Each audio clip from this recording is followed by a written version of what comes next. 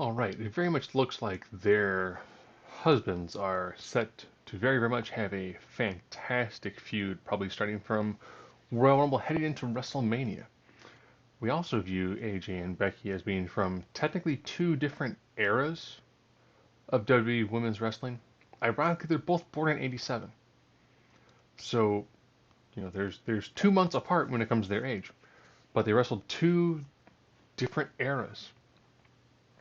And their husbands pretty much on a what should be a once in a lifetime sort of feud heading into this. What would happen if their significant others were actually ready to get into a battle? Now, of course, this I try to keep most as kayfabe as best as I can. And just because someone ends up having more points than someone else towards the end, that doesn't mean that they're always going to win. It means more than likely they would end up being the person who comes up on top, ah, sorry, comes up on top at the end of their feud. Strength, I don't think anyone's gonna, come at me for this one. Becky is definitely a significantly stronger individual, and that's just, you're looking at she's a little bit taller. She definitely has a different sort of training regimen than what we saw with AJ. Having said that, AJ definitely will take this when it comes to the speed aspect. She was incredibly quick, and that was pretty much a lot of the ways that she ended up winning lots of her matches. Endurance. I think this has more to do with just the style of matches. I mean, AJ wasn't going out and having matches that were generally above 8 minutes during that era of the WWE. Toughness. I'm giving this one to Becky. I'm giving this one to AJ. Now I know from Becky's perspective, you could say, well, her face was exploded by Nia Jax, and she still came back. She still kept on fighting. Yes, but given AJ's smaller size, the vast majority of her matches were her just getting the daylights beaten out of her, and then pretty much getting a victory towards the end of it. So just given AJ's size and who she was wrestling against, she was almost always working underneath. So she definitely took significantly more abuse in the majority of her matches than what Becky Lynch would normally do. Striking, I'm gonna give this one to Becky, and I think this is once we get into the actual physicality in ring work. I think a lot of this has to do with this was just the era. We weren't seeing that much in AJ's era of women doing a lot of punches and kicks and elbows and knee strikes. We weren't seeing that much being done just during that era. Grappling, same thing too. Becky is pretty much positioned as more of a suplex machine. So she's definitely doing a lot more of those sorts of moves than what we saw from AJ. And most of that ends up being just given AJ size. She wasn't doing slams, she wasn't doing suplexes. Submission. This one, I kind of went back and forth with this one because you had the octopus stretch, which was a fantastic move that AJ used very frequently in her matches. But then I was thinking, I'm also comparing that versus the disarmer. Becky definitely does have a pretty solid submission game.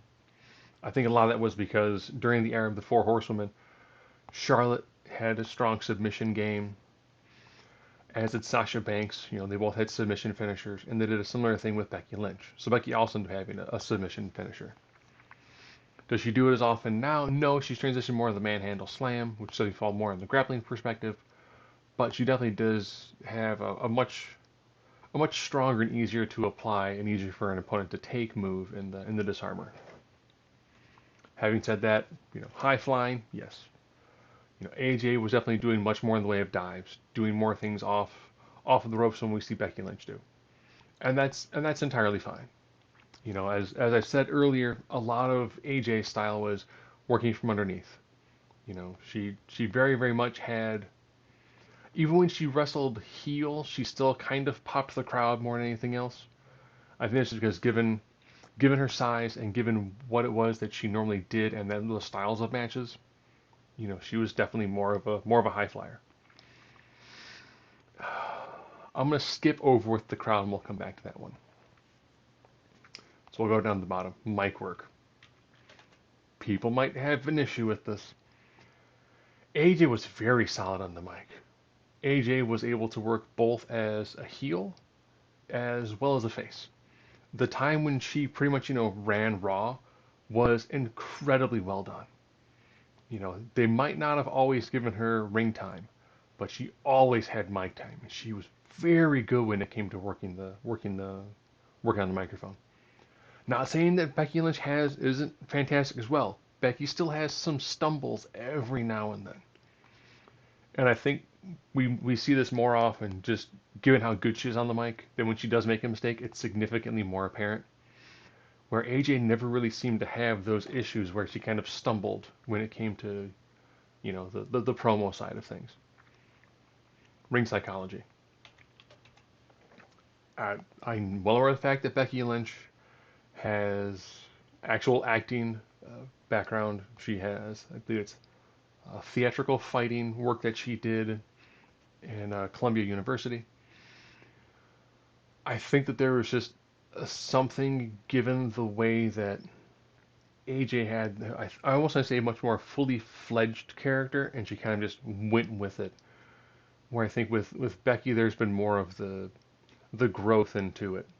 The man character is fantastic. Big time Bex, yeah, didn't quite work as well.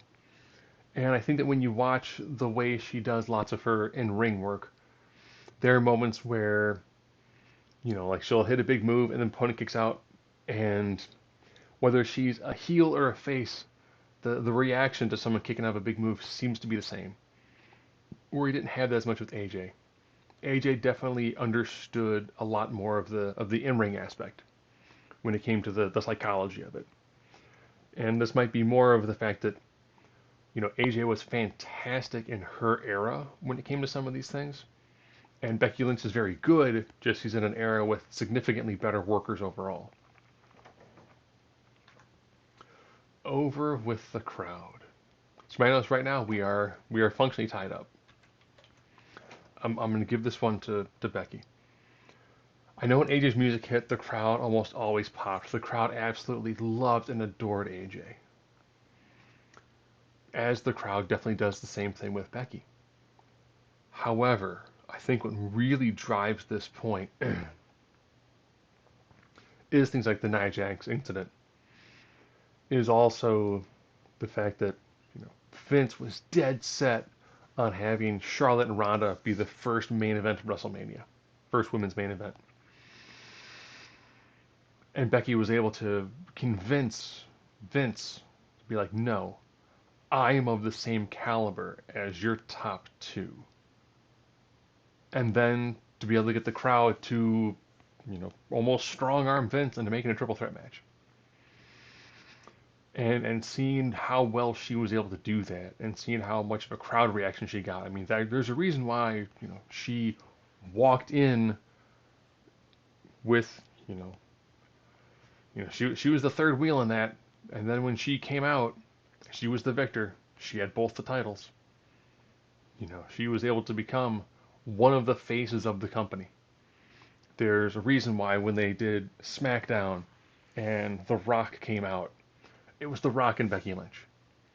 She's hit such a high level, not in women's wrestling, just in wrestling in general. Could AJ have reached that high? It's hard to say. She definitely was the top woman during that era. I say top woman from a wrestling fan perspective. From more of a casual fan perspective, would have been one of the Bellas. But from the people who go to watch wrestling because we love wrestling, AJ was definitely the top during that era. And it's hard to say if AJ would still be around now, how well she would have adapted to the current style. Could we see her hanging in a similar vein as a Charlotte, as a Ronda Rousey, as a Becky Lynch, as a Asuka, as an Io Sky, Kairi Sane, Bayley? I mean, there's just so many fantastic women now. Would she still be in that level, in that higher echelon, given all the talent that there is now? And I think she'd probably do fairly well. But in this sort of scenario, I think that just given where Becky is, I think she would just be able to edge out in the feud against someone like AJ Lee.